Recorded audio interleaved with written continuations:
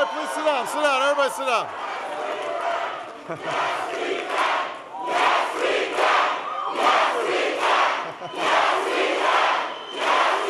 you so much. Thank you, everybody. Thank you. Thank you. Well, it is so good to see all of you. Okay, everybody settle down, settle down.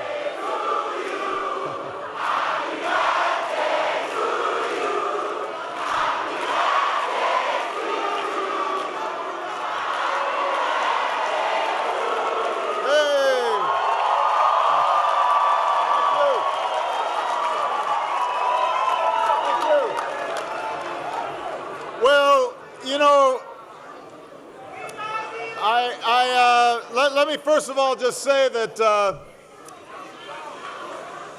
I'm a little disappointed with the lack of enthusiasm. Everybody is so shy and quiet. So, first of all, I want to thank Emmanuel for the great introduction and the outstanding work on behalf of the people of Uganda. Please give Emmanuel a big round of applause.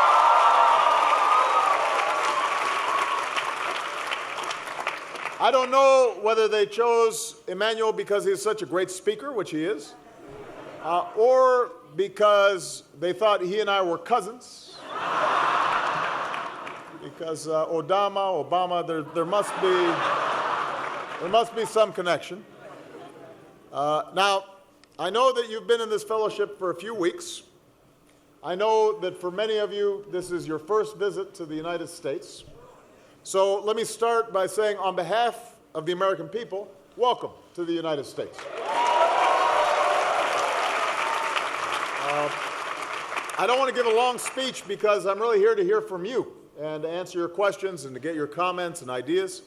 But I do want to just take a moment to step back and talk about why you being here is so important, not just to me, but to all of our countries and to people around the world. I stand here as the President of the United States and the son of an African. Michelle and I have always tried to instill in our girls, our daughters, a sense of their heritage, which is American and African and European, with all the strengths and all the struggles of that heritage. We took them to Africa. We wanted to open their eyes to the amazing tapestry of history and culture and music. We looked out from those doors of no return. We stood in the cell where Mandela refused to break. And as President, I've now visited sub-Saharan Africa 4 times, which is more than any other U.S. president.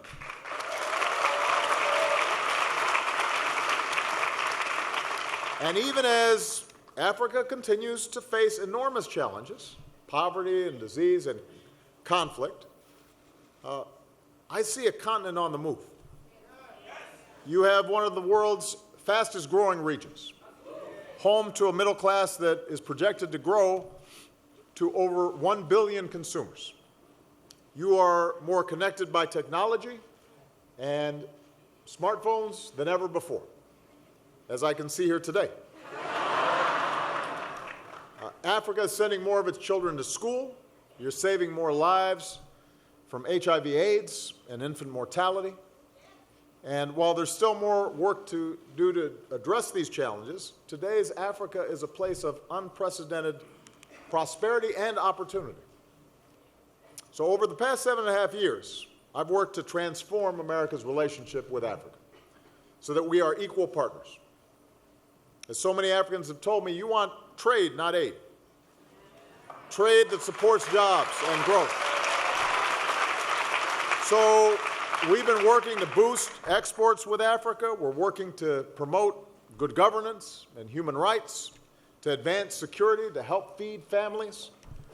Earlier today, I signed a new executive order so that we're doing even more to support American companies that are interested in doing business in Africa.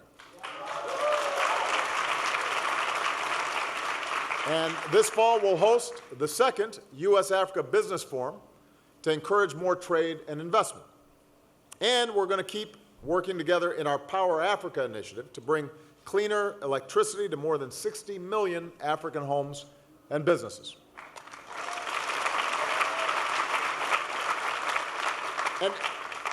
And we're doing this not just because I love the people of Africa, but also because the world will not be able to deal with climate change or terrorism or expanding women's rights, all the issues that we face globally, without a rising and dynamic and self-reliant Africa. And that, more importantly than anything else, depends on a rising generation of new leaders. It depends on you. That's why 6 years ago I launched the Young African Leaders Initiative, because I've always believed that one person can be a force for positive change. That one person, as Bobby Kennedy famously said when he visited Soweto, that one person can be like a stone, a pebble, thrown in a lake, creating ripples, ripples of hope, he called it. And that's especially true for all of you. You're young, you're talented, optimistic. You're already showing you can make a difference. So what we want to do through YALI is to connect you with each other and to resources and to networks that can help you become the leaders in business and government and civil society of tomorrow. And the response has been overwhelming. Across Africa, more than 250,000 people have joined our YALI network. They get access to online courses. They have a network of peers and mentors across Africa and across the globe. We've issued nearly 150,000 certificates from those courses. I might, when I have a little more time, maybe teach one of those courses myself.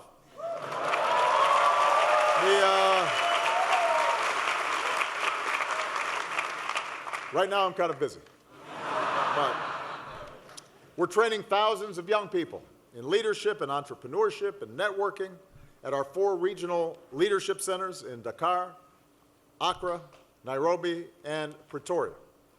And today, I'm proud to welcome all of you, the 3rd class of Mandela Fellows.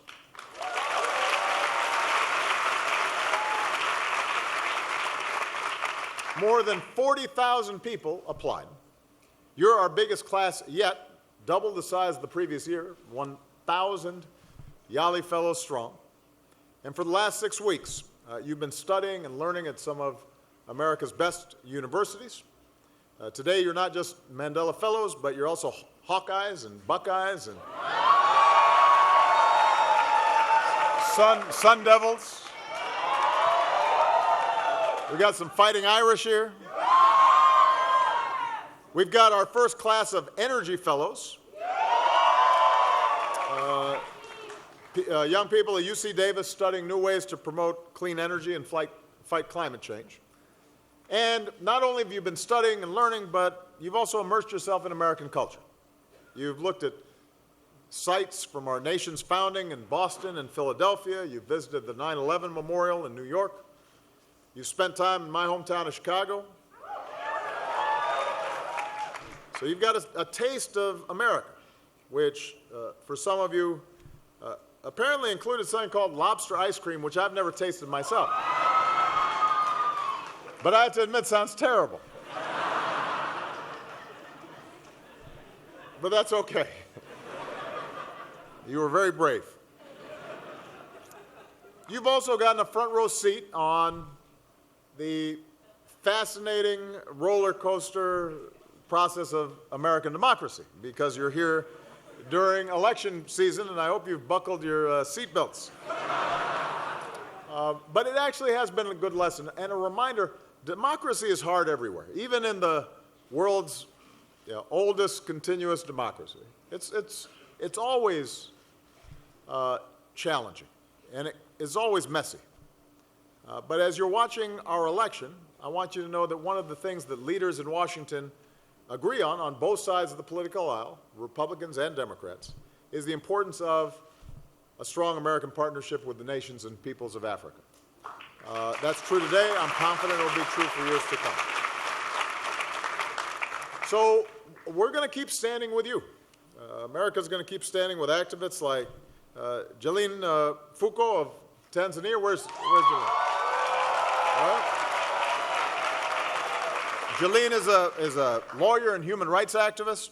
A few years ago, she thought people in Tanzania should be able to use their mobile phones to read their constitution. So she went out and designed Tanzania's first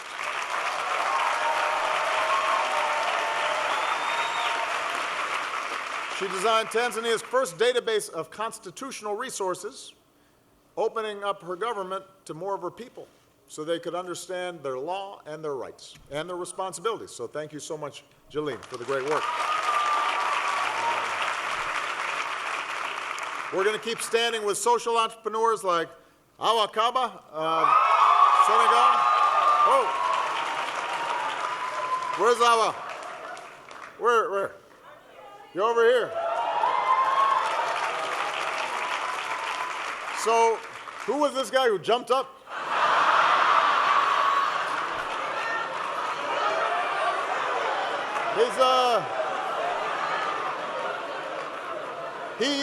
He's what you call your hype man.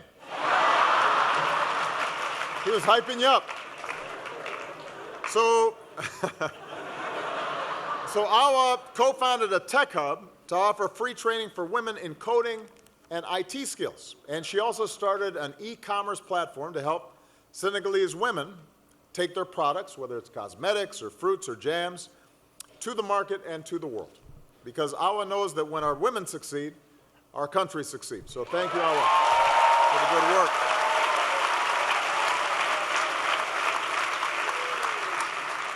We're going to keep standing with strivers like Mamba Francesco of Angola. Where's Mamba?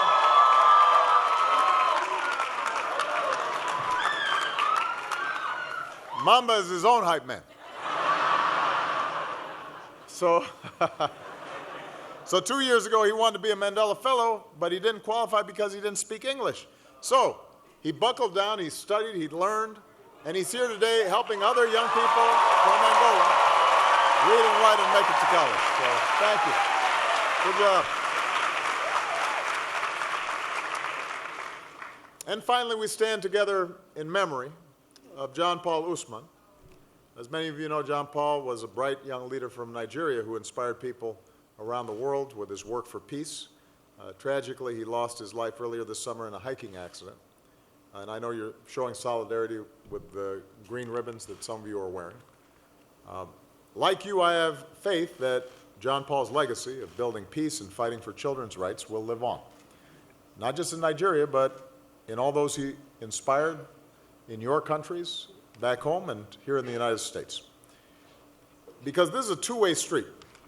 For all the experiences that you're gaining here in the United States, we're learning from you. We're energized by your passion. We're learning from your perspectives. And that's why this year, for the first time, Americans traveled to Africa to visit Mandela Fellows in their home communities, so that Americans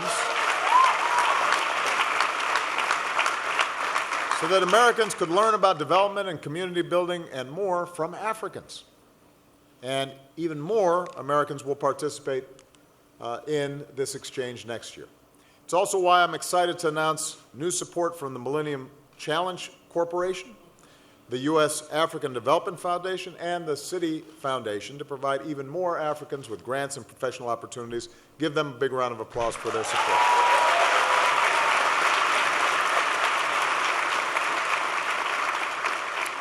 So these partnerships don't just change the lives of young people like you, they're also energizing our countries and shaping our world. We've created programs like this not just in Africa, but in Southeast Asia, in the Americas, in Europe. So you're part of a huge and growing network of the next generation of leaders around the world. And while I'm going to leave it up to historians to decide my overall legacy, one of the things that I'm really proud of is my partnership with young people like you, because all of you inspire me. So years from now, when you're running a big business or doing a great nonprofit or leading your country as a president or a prime minister or a minister of finance or something, my hope is that you can look back and you will keep drawing from the strength and the experience that you've gotten here. I hope that you'll remember those of us who believed in your potential. And I hope, as a consequence, you then give back to the people who are coming up behind you. Because that's how we keep making progress together across oceans and across generations. So, as you do that, you should know that you'll always have a partner and friend in the United States of America. I could not be prouder of all of you and the great work that you've done. I want to once again thank our outstanding institutions, our universities that have been hosting you. We're very, very proud of their great work. And so with that, now what I want to do is open it up for questions. I know that some people are watching on the YALI network online. So hello, everybody. Over the past week, they've been sending in questions over Facebook. So we're actually going to start with one of those. And we've got a YALI alum here to read our first question. Steve Zita. Where are you, Steve? There you are. You're going to read our first question. Go ahead, Steve. Thank you very much, sir. By the way, you just said that people might wonder if you and Emmanuel were cousins. I just wanted to say that in this room, we're all brothers, and you're one of us. Although, I have to say that at this point, I'm probably an uncle. I wish I could say I was a brother or a cousin, but now I've got some gray hair, so you got to call me uncle. Go ahead. Yes, sir. So thank you very much. I'm Steve Zita from DRC. I'm a 2015 alum. I was at the University of Texas at Austin. There they are. And as you know, the YALI network is a huge pool of about 250,000 people. So we couldn't all be here, unfortunately. I think we might not fit in the room. And our first question comes from Charles Tembo from Zambia, who wanted to know, what has been the most challenging issue you've had to handle since you became president of the United States? And also, what will be your last message as a president, of course, to the young people across the globe? Well, I've had my share of tough issues. The issue that had the greatest magnitude was the issue I faced when I first came into office, and that was that the world economy was in the midst of an unprecedented financial crisis that was then spilling over into the broader economy. And the growth and trade and the entire financial system was contracting at a pace that we hadn't seen since the 1930s, since the Great Depression. And so the series of actions that we had to take very quickly to strengthen our banks, to coordinate internationally, to unlock the financial system, to make sure that people did not engage in protectionist behavior, to resuscitate our auto industry, to put people back to work, to make sure that we didn't get a further downward spiral, to stabilize the housing market here. That was important not just for the United States, but that was important internationally because we're such a big engine for economic growth.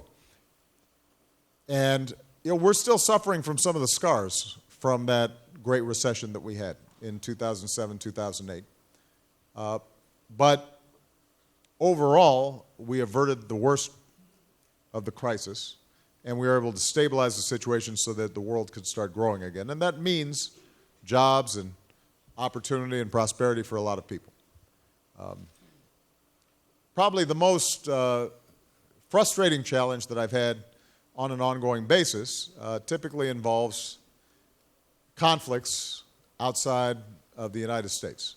Syria is the toughest example, but the conflicts that we continue to see in South Sudan, for example, where after years of fighting and millions of people dead, finally there was the opportunity to create an independent country of South Sudan, and yet now within South Sudan there's still conflict between the two countries, or between two factions. Those are very challenging because the United States, on the one hand, cannot police and govern every spot in the world. On the other hand, people look to us to have a positive influence, and our goal has been consistently to try to bring people together so that they can sit down and resolve issues politically rather than through violence. It is a source of ongoing daily frustration for me that we have not been able to stop some of these conflicts. One of the things that we've seen in the world today is a shift. It used to be that you had these big wars between great powers. Now, so often, the greatest suffering arises out of either ethnic conflict or sectarian conflict or states that are unstable, and the consequences for ordinary people in those countries are enormous. And in some ways, it's harder to stop those kinds of conflicts than it is simply to defeat an army that is clearly identified. And the challenge of terrorist networks, which has been an ongoing project of ours and many of our partners around the world, is tied up with this issue. Because when you have regional conflicts and young people are displaced and they are without education and they are without prospects and they're without hope, then the possibilities of them being recruited into an organization like ISIL or Al-Qaeda or Boko Haram, even if it's just a tiny, small percentage, is obviously going to be higher than if people are given opportunity and there's stability in their lives. So the one thing that I know is that the way we're going to solve these problems is not in isolation, but by having people of goodwill from across regions, across continents, working together.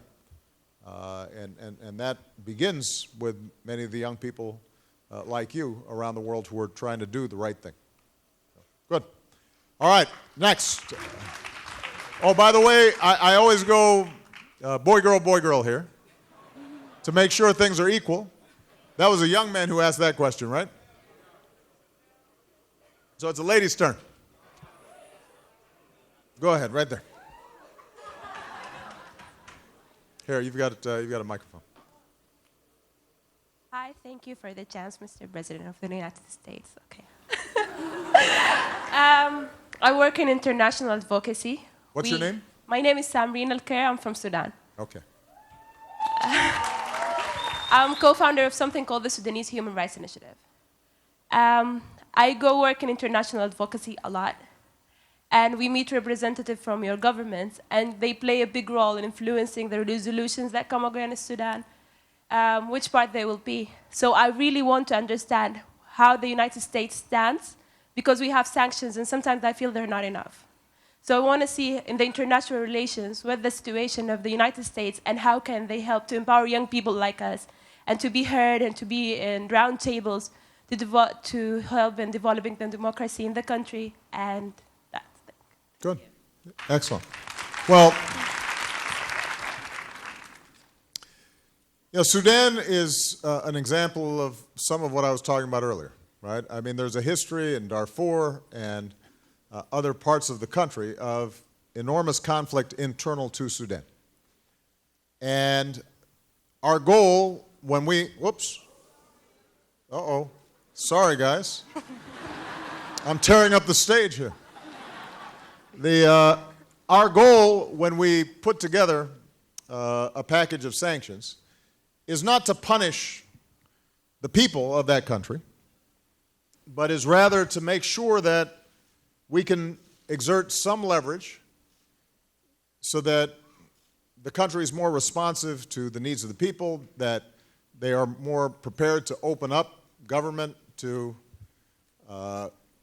peaceful concerns and people who are trying to organize around human rights or democracy or so forth.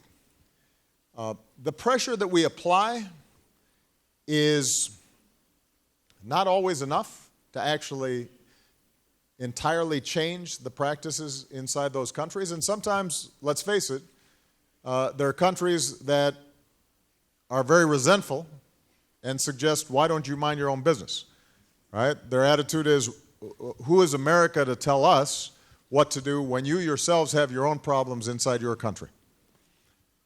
And my response is that America has to have some humility in recognizing that we have our own issues, that ultimately, whether it's people in Cuba or people in Sudan or people in other parts of the world where there are challenges around human rights, that ultimately it's going to be up to the people themselves in those countries to determine their fate. But I do believe that there are certain principles that apply everywhere. I believe that governments should follow the law and not be arbitrary. I believe that every individual has certain rights to speak freely and to practice their own faith freely and to assemble peacefully to petition their government. I believe that women should be treated equally. And if you come from a country in which it is traditional to beat women or not give them an education or engage in genital mutilation, then you should change your traditions because those are bad practices. And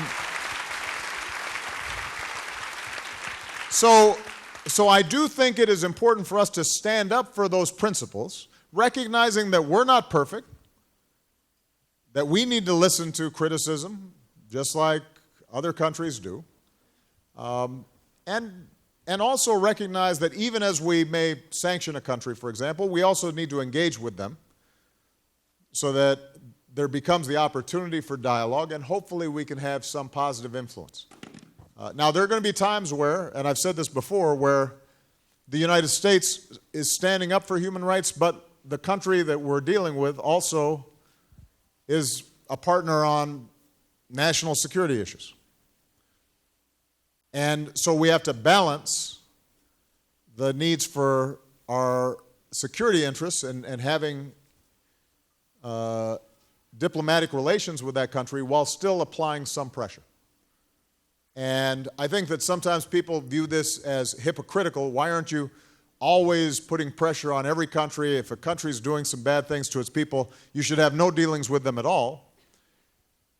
And I will tell you that that's a luxury for people who are outside of government to be able to say that. But when you're inside of government, then you have to try to balance, okay, I'm going to engage with this government, we're going to talk to this government, we'll meet with them, and we will be honest with them about our differences even as we're working with them on some of the things that we agree on. And hopefully, over time, this makes a difference. It has some impact. Our hope is that Sudan, over time, is more responsive to the basic principles that we've discussed, that by engaging with them, sometimes around regional conflicts where we have common interests or around anti-terrorism efforts, that the opportunities for dialogue improve the prospects for human rights. But ultimately, it's going to depend on the courage and the conviction of people like you, people inside of Sudan or inside of any of your countries, to be able to bring about change in a peaceful fashion. All right? But we're very proud of you, so keep up your good work. All right. It's a guy's turn.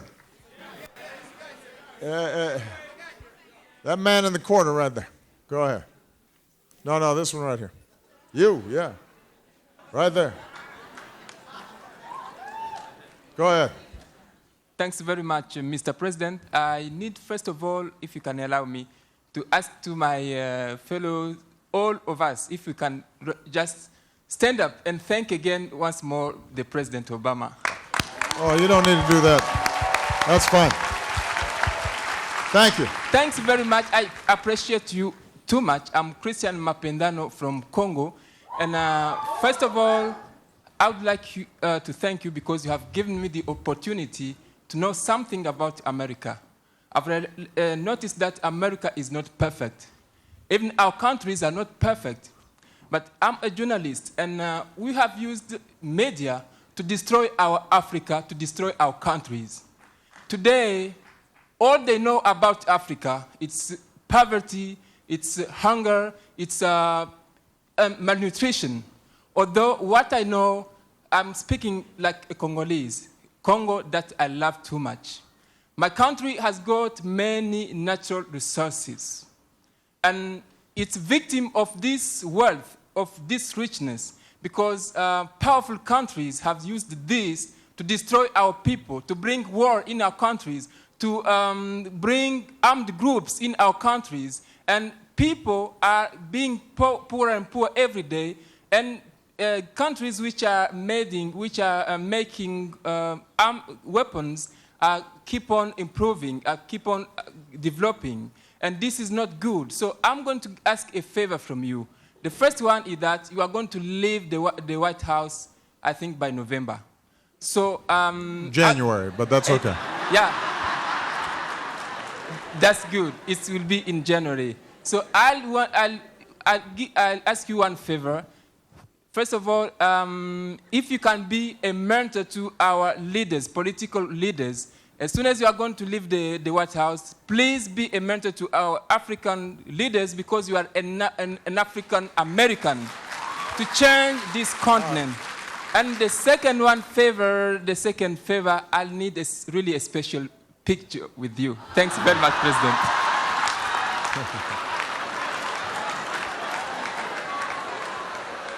All right. So this is as good a time as any to let you know that after I'm done, I'm going to shake everybody's hands. Wait. When I say everybody, I don't mean literally everybody. I'm going to, because there are 1,000 of you. I can't shake everybody. But, no.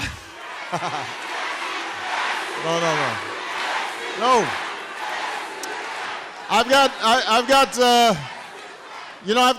another job I've got to do. But here's what I cannot do is take selfies. So, because then I'll be here for the next 4 hours. It won't work. So no, you can't get your picture. I'm sorry.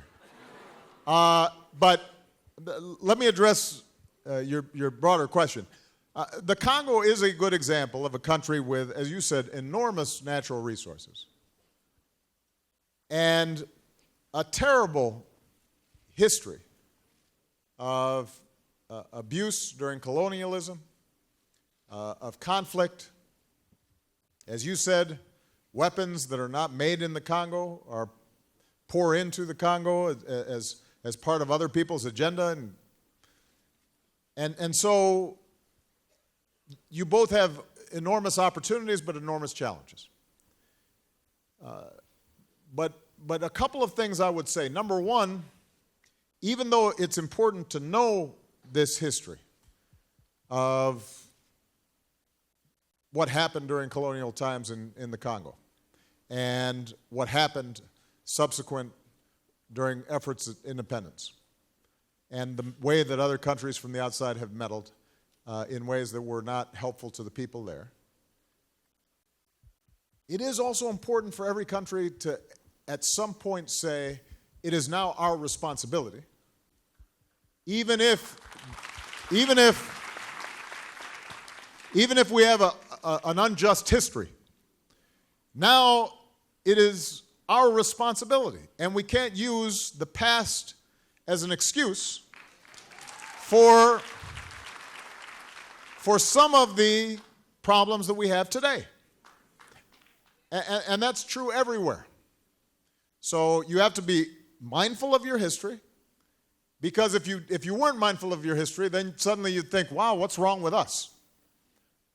And in fact, there's reasons why a country like the Congo has had so many problems, but it can't be an excuse to then just sit back and say it's somebody else's problem or it's somebody else's fault. And that is a very important principle, I think, for every country on the continent. We know the history of Africa. But now the question is, what's the new history that we're going to write? All right? What are the next chapters that we're going to write? In terms of the media portrayals of Africa, I think you're correct that the United States sometimes only sees Africa in terms of stereotypes. It's either, the Wildlife Channel and its, beautiful safaris, or it's poverty and war. And too often Americans just don't realize that there are a lot of people who are just going to work every day. And, they do wear clothes, it's true. And raising families and getting an education and creating businesses. So, since you're a journalist, one of your goals should be to help tell Africa's story. And the good news is that because of the power of the internet, and it used to be that in order to make a film, you had to have millions of dollars and cameras and this. Now you take out your phone, or you have a small camcorder, and you can produce content that immediately is reaching millions of people. So you can tell your own stories in a way that you could not before. And I would encourage all of you, no matter whether you're in business or in politics or working for an NGO, to think about how are you telling a story about Africa and its possibilities. Because the platform now exists for more and more people to understand the enormous potential and the good news that's taking place in Africa, not just the bad news. Okay. It's a woman's turn. I don't want to neglect everybody here right here in the back. This young lady in the purple here. Go on. Thank you, sir. My name is Judy Peacock. I'm from Botswana. Yeah. I want to ask a question about balance and responsibility. Yeah. I've watched how you have led in your presidency with your wife, Michelle Obama, and with your family life in the public squares, and how you've managed to have balance between your public office and your home. And I believe charity begins in the home. And I admire that about America, that your democracy is so open, you are investigated before you get into power and when you are in power. Yeah. How important is it for the young people here today to understand that it's important when you're in public office to run your family well, to take care of your wife or your husband and your children?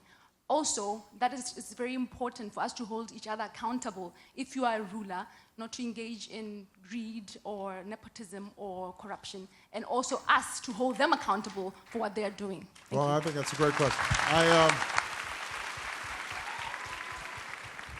Let me separate out the two questions, because one question is about holding leaders accountable in their public lives and how they do their jobs. And the other question is really a more personal question about maintaining balance in your life. With respect to the personal question, what I would say would be that maintaining balance, having a strong partnership with your wife or husband, raising children who are, kind and useful and strong and generous and all the things that my wonderful daughters are. That really is its own reward. The truth is we've had some very great leaders who did not always have great personal lives. And I'm not actually somebody who believes that if you go into public office, that your personal lives, unless you're committing crimes or things like that, that is necessarily the best measure. Because we've also had people who were wonderful fathers and great husbands who were bad leaders. So the two things don't always align. For me, the reason that it's been useful for me to maintain that balance is because I think it's grounded me. It's given me a sense of perspective.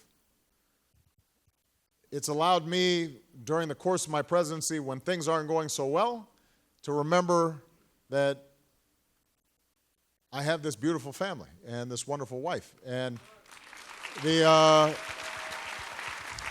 and when things are going very well, it's good to go home, and then my wife teases me about, how I left my shoes in the middle of the living room, or, my girls think what I am talking about over dinner is boring. And that brings me down to earth, right? And so it's been good for me to maintain perspective in my work. But ultimately, I do that for very selfish reasons. It's for my own rewards. Because the one thing I'm almost positive about, in fact, not only am I almost, I am positive that if I'm lucky enough to, live to a ripe old age, and I'm, on my deathbed and I'm thinking back on my life, I won't be remembering some speech I gave or some law I signed. I'll be remembering holding hands with one of my daughters and walking them to a park. That will be the thing that is most precious for me. So that's on the private side. Now, on the public side, what I would say is that although not perfect, the United States is actually pretty good about holding its leaders accountable. Part of that has to do with freedom of the press. Part of it has to do with our separation of powers, so that it's not one person in charge of everything, but even the President of the United States is subject to the Constitution. That Constitution is interpreted by a Supreme Court. If I want to pass a budget, it has to go through Congress. Even if I get everything through the federal level, there's still states and cities that have their own perspective. You have a private sector. So power is dispersed, not just in one big man, but across the society. And I think that is very good. Now, it's frustrating sometimes. I won't lie. There are times where the press, right now I'm at the end of my presidency, so the press is kind of feeling a little sentimental, and they think, he's gotten old. Look at him, We've beat him up, and so, now let's focus on the new guys coming in. But there have been times where I thought the press was very unfair. And I'd open up the newspapers like, what? And I'd start arguing. But there have also been times where the press investigated something, and I thought, you know what, this is a problem. And the United States government, I have 2 million people who work in the federal government. We have a budget of over $1 trillion. It's the largest organization on earth. So there are going to be times where government's screwing up. And the fact that the press is there to ask questions and to expose problems does make me work harder. It focuses me on, that is a problem. And too often, in too many countries around the world, the attitude of the people in charge is, I want to shut up the criticism instead of fixing the problem. And that is not good for the people, and in the end, it's not good for the president, the prime minister, those in charge. Because over time, what happens is you just hear what you want to hear. It's as if, you had a doctor who, whatever the checkup, he just kept on telling you, you're fine. And then, suddenly you start having a big growth in your neck. So, oh, don't worry about it, it's fine. And you start limping. And it's like, oh, you're healthy, you're great. And you never get well. So I think the importance of accountability and transparency in government is the starting point for any society improving. And now that also means that the press has responsibilities to make sure that it's accurate, to make sure that it doesn't just chase whatever's the most sensational, but tries to be thoughtful and present as best it can a fair view of what's happening. But in the end, I'd rather have the press err on the side of freedom, even if sometimes it's a little inaccurate, than to have the person who is governing the country making decisions about who's wrong and who's right and who can say what and who can publish what. Because that's the path to not just dictatorship, but it's also the path to not fixing the real problems that exist. All right? Okay. It's a gentleman's turn. Yes. I'll call on this guy right here. So I need a translator. Yeah, my sign language is not so good. We need a sign.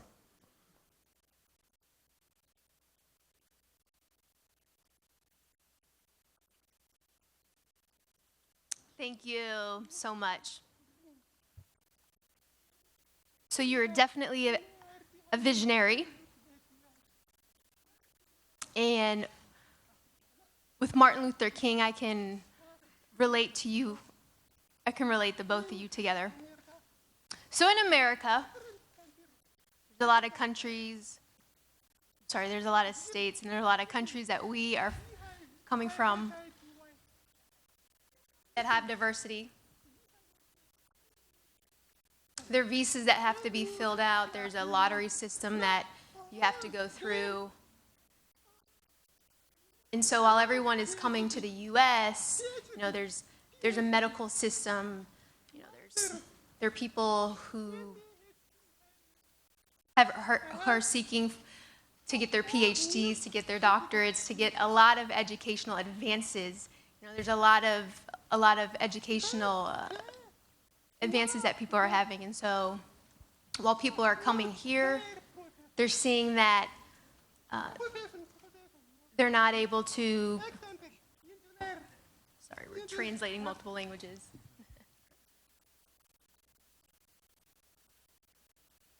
They can achieve their professional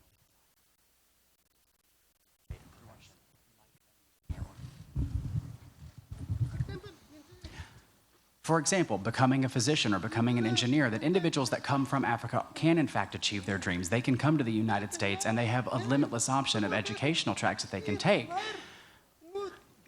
to have good work and not necessarily depend specifically on the profession to do it for them. And the government can be an aid in that process to help them excel in their profession. And also, the second part of my question, there are many objectives and goals, but right now, as you are coming to the end of your presidency, how do you feel as though you can personally continue the initiatives that you've set forth for Africa? Since you are coming so quickly to the end of your presidency, what are your plans to continue those objectives? Okay. Good. So, I'm sorry. I have a supplementary third part. I'm so sorry. But we don't want too long a question.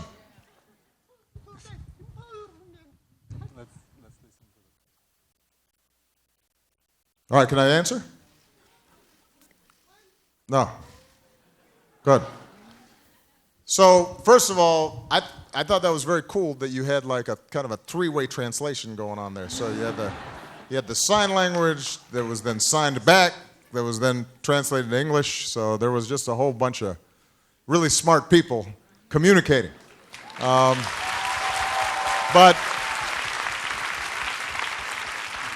if I understood the first part of your question, look, one of the great achievements of the United States is our university system, which really is unparalleled anywhere in the world. It's not just one or two great universities. We have hundreds of great universities, and we have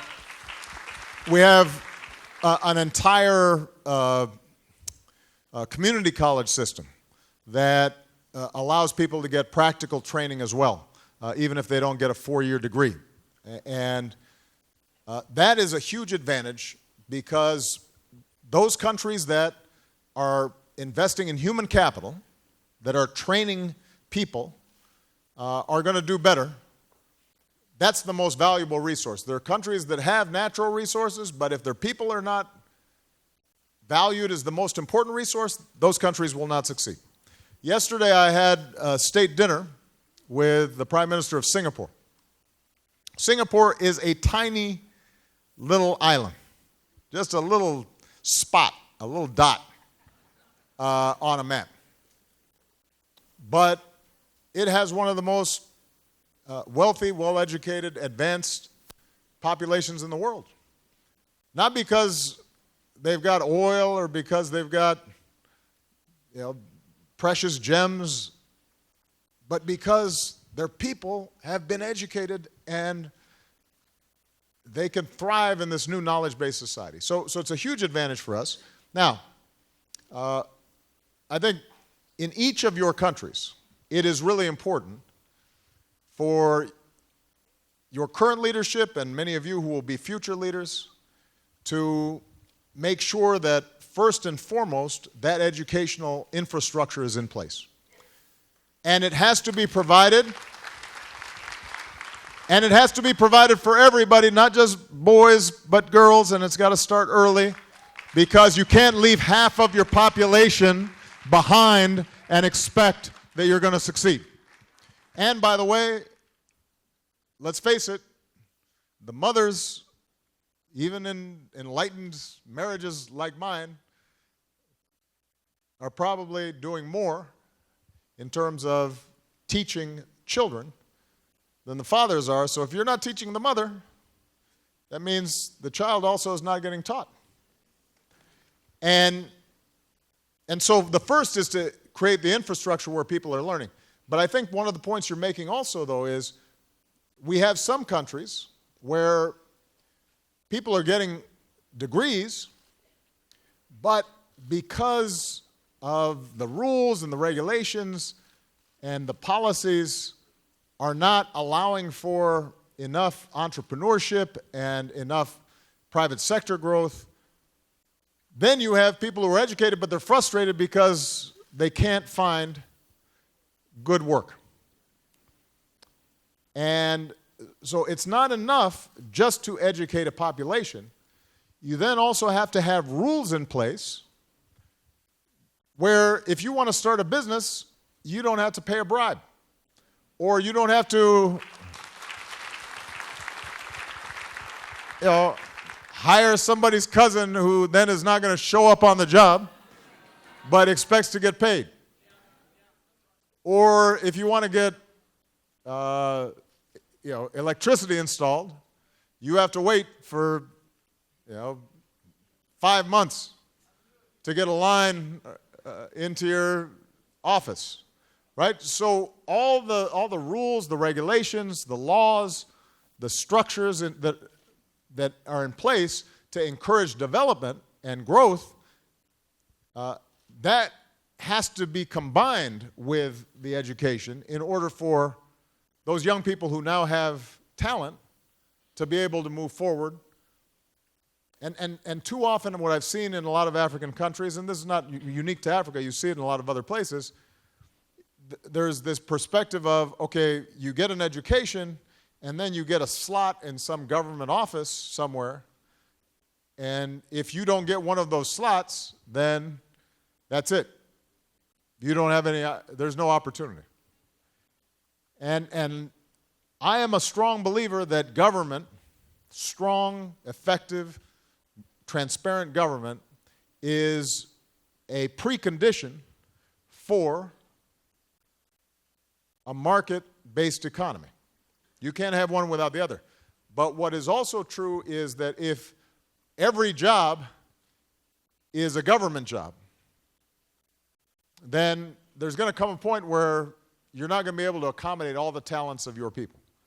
So you have to be able to create a private sector, a marketplace, where people who have a new idea, who have a new product or service, they can go out there and they can create something. And if you don't have that, then you're going to frustrate the vision and the ambitions of too many young people in your country.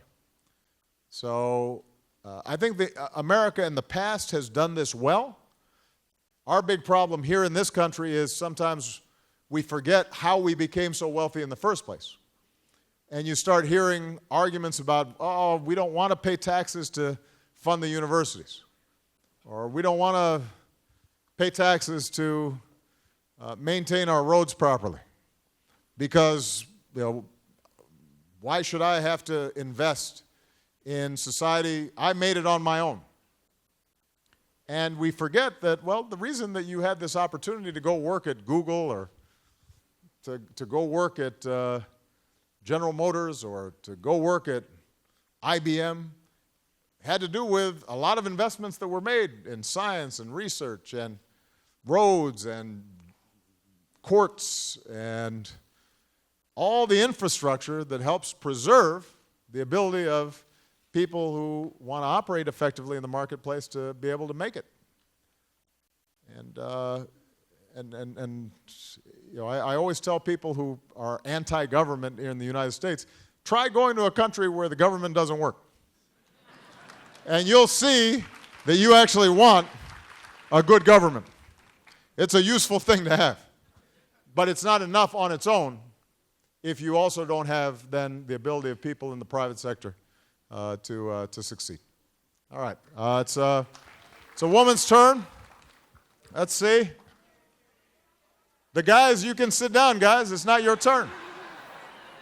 This young lady right here. Yeah. No, not you. I said this young lady right here. Come on, bro. Excuse me. What's your name? My name is Folake Diane. I come from Benin. And thank you, Mr. President, for giving us this opportunity. When you were speaking, you spoke about leaving people behind. I want to use that same phrase to mention here that we have left a lot of young and dynamic other people behind to come here in the United States. And what has been the barrier? I want to pay tribute to every fellows who come from every African countries, but I want to pay a special tribute to all fellows who come from Mali, Senegal, Niger, Côte d'Ivoire, and Benin. The challenge is twofold, Mr. President. Not only do we have to qualify as good leaders, we also have to qualify as good English speakers.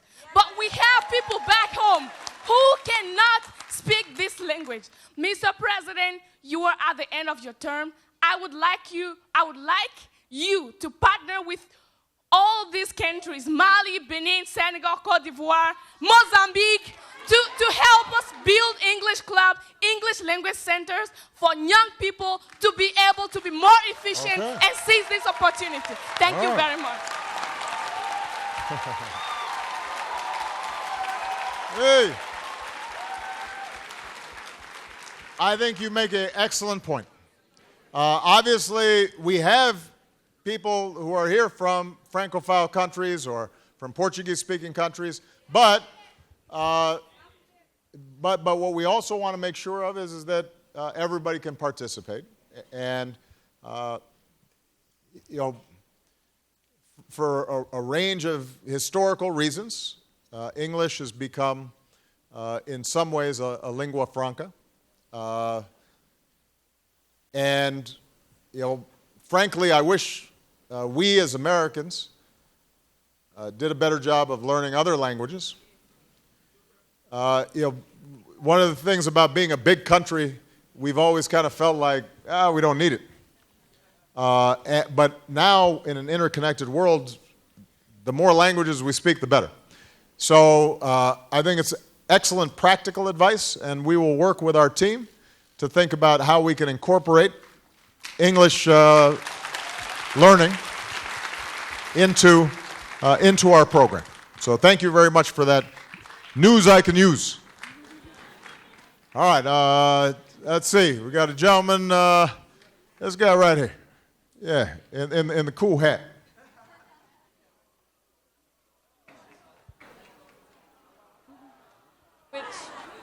Well, you both have cool hats, but I was calling down here. Right here.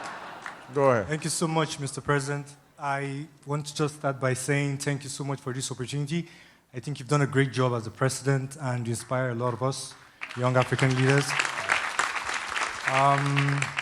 Also, I want to say that back at home, where I come from, my name is Fola Aino, by the way. I'm Nigerian. Where I come from, there are lots of bottlenecks and barriers to the youths participating in politics, because politics we see is a platform that offers change that we desire to implement. So what is your advice, being in the White House for 8 years, coming as a young enthusiast to the White House, and after 8 years, the things you've seen from where you came from and now, what advice do you have for young Africans who aspire to run for office, and what do you think they can do to make a difference, even when they get to political office? That's one. And secondly, this is just to use this opportunity to say a big shout out. My wife admires you a lot, and I promise that if I get a chance to talk to you, I would say hi on her behalf. Okay.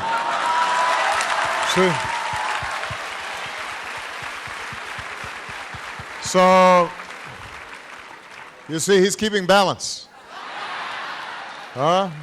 Making sure, you know, he can go back home and say, hey, honey, I was looking after you.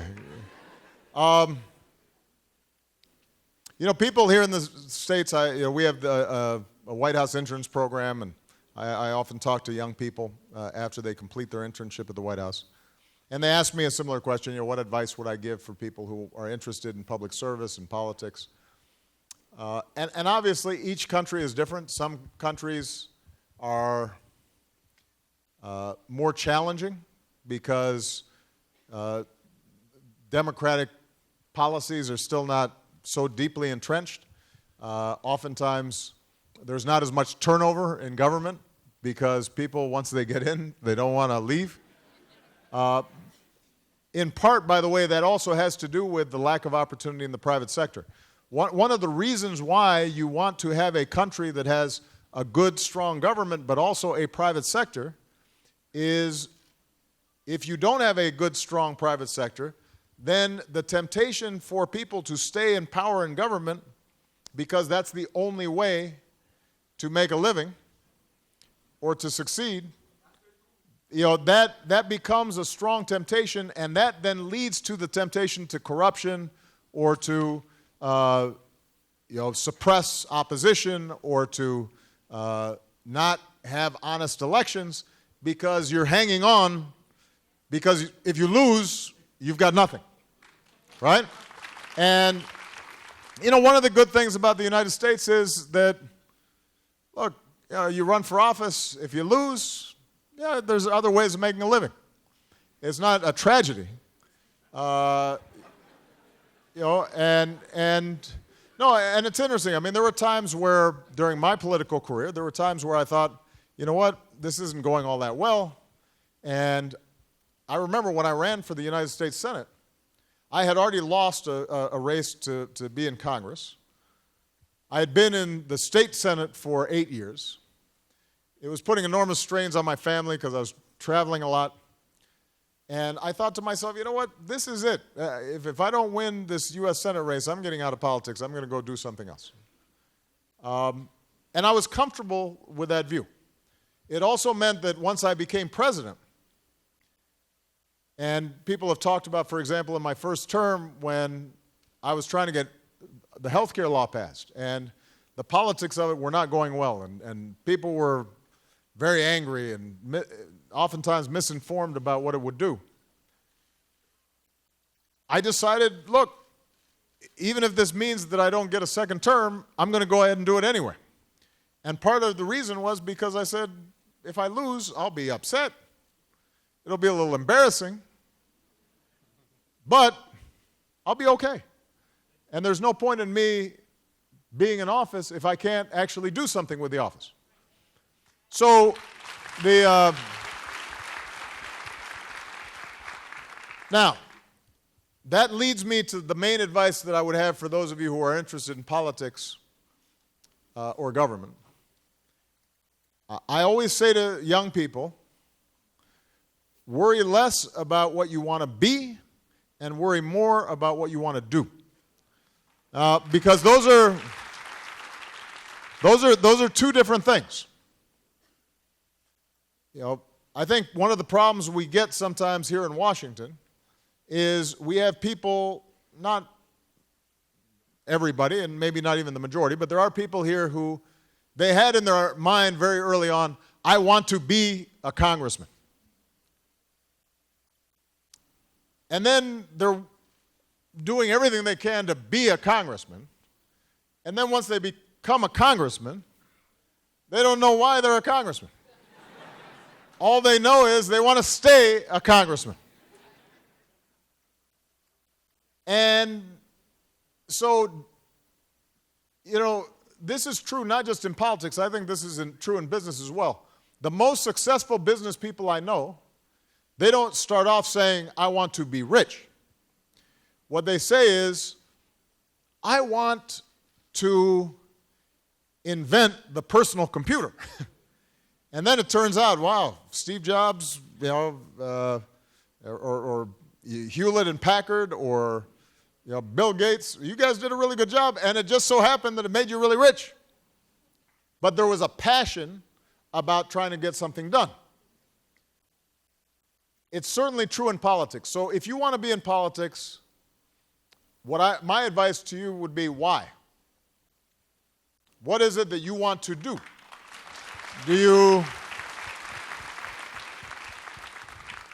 you want to provide a good education to young people? Do you want to alleviate poverty? Do you want to make sure that everybody has health care? Do you want to promote peace between ethnic groups in your country? Do you want to preserve the environment? And whatever it is that you want to do, start doing it. Because you don't have to have an office to do that. You can start, you can start a program to help young women in your village get an education. You can decide, in whatever part of Nigeria you're from, that you're going to go back and try to promote, health and wellness programs for young people. And the experience you get from actually doing these things then will inform the nature of why you might want to go into politics. First of all, it may turn out that you are making such a difference and having such an impact without going into politics that you decide, I don't want to do that. I want to keep on building what I'm doing. If you do decide to go into politics, you will have not only the experience, but also the credibility with the people you want to represent because they've seen you actually do something useful. And the last point I would make is, politics is a little bit like going into acting or being a musician. And what I mean by that is you can be really talented, but maybe the timing is off. Maybe you didn't get the lucky break. And so you can't guarantee that you're going to be elected or successful in a particular office. I mean, when you think about me being president of the United States, it was quite unlikely. And I still remember, I ran for the Senate. I won my primary, but I still had a general election, and then I was selected to speak at the Democratic National Convention. And this is in 2004. And the fact that John Kerry picked me to speak was sort of accidental. And I gave a pretty good speech. So, but wait. So the day after the speech, my name's everywhere, and I'm on television, and people are saying, "Wow, who's this guy Obama?" That was wonderful. We're really impressed, and he's got a future, and maybe someday he's going to run for president, etc. And I told my friend, because we were still in Boston and we're walking, and there are these huge crowds, and everybody's wanting to shake my hand. I said, "I'm no more smarter today than I was yesterday." I mean, I didn't suddenly magically become so much better than I was when I was just a state senator. Some of it had to do with just chance. It was luck. So you don't have control completely over luck, over fate, over chance. But you do have control over being useful and getting good work done in your communities. So stay focused on that, and then, if you stay focused on that, then maybe success comes in politics. But if it doesn't, you will still be able to wake up every morning and say, "You know what? I'm making a difference. I'm doing good work." So, all right. I've only got time for one question. Yes, I've been working hard up here. One question.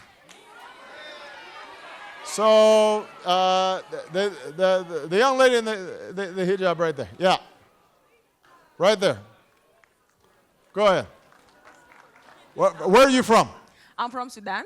Oh, no. I can't do another Sudanese. Oh. I love you, though, but I have to be fair to... I've got to make sure every countries get a chance. I can't hear. Wait, I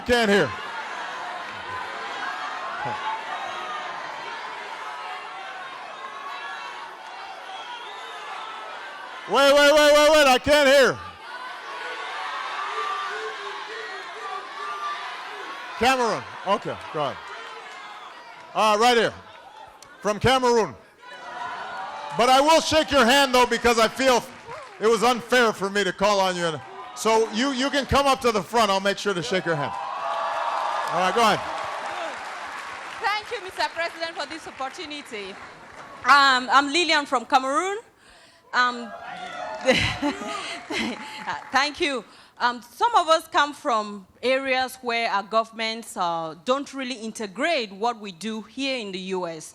Governments that are a little bit maybe hostile, environment hostile. What are some of the strategies you're putting in place to make sure that these our governments integrate all that we have done here so that we can better impact our environment? Thank you. Well, we've been talking about this with the State Department because one of my goals is to make sure that the program continues after I leave. And I think that we have a great interest in both promoting this program, but then also working with your governments so that they see this is an enormous opportunity for them. What we want to let them know is that the talent that all of you represent is going to be the future of your countries. And so take advantage. We'll partner with you, but also with your governments to work on the projects that you've designed, to make sure that you have a sort of a sponsor that is kind of looking out for you. I think the fact that we've created these 4 regional centers and this network, and that our embassies in each of your countries are aware of what you've done, will be helpful to you. But in the end of the day, as I've said before, you're going to be the ones who actually have to take advantage of the opportunities. I mean, there's going to be some things we can do. But at the end of the day, your vision will have to be won by you and by your fellow countrymen and women. So part of the reason why I love this program is this isn't a matter of what America is doing for you. This is us being partners, but mainly seeing what you can do yourselves to change, transform, and build your countries. And I don't want to be, look, I want to be honest with you. You know, there are over 50 countries represented here. It represents a wide spectrum. Some of you are going to go back, and what you're doing is welcomed. Some of you will go back and not so much, depending on the kinds of things that you want to do. You know, maybe if you're just focused on public health, you'll get less resistance. If you are interested in human rights or democracy, you might get more resistance. There are some countries where you being active and speaking out publicly can be dangerous. There are some places where it's welcomed. There are some places where freedom of the press is observed. Other places where it is viewed as objectionable. I can't, and America cannot solve all those problems. And if I were to promise that, I would not be telling the truth. But what I can do is to make sure that the program continues, that the network continues to get built, and that the State Department is engaged with your countries, explaining why what you represent is so important to the continent. And what I can also commit to is that even after I'm president, that this will be a program that I continue to participate in and work with, because it's something that I'm very, very proud of. So thank you very much, everybody. Thank you.